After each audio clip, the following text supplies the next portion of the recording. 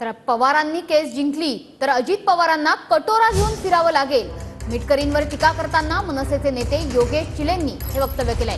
दुसऱ्याकडून भीक मिळालेला पक्ष जास्त उडू नका असंही चिलेंनी म्हटलेलं आहे। तर अमोल मिटकरींचा योगेश चिलेंवर जोरदार पलटवारही करण्यात आलाय। तू महाराष्ट्र नवनिर्माण सेना संपवणार?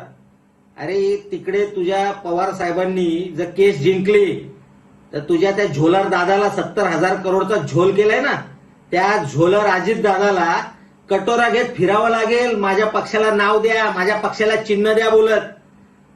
त्यामुळे दुसऱ्याकडून भिकेवर मिळालेला पक्ष आहे त्याच्यावर जास्त उडू नका। आणि तुला जी विधान परिषद मिळाली ही सुद्धा माननीय शरद पवारांच्या भिकेवर मिळालेली आहे ती।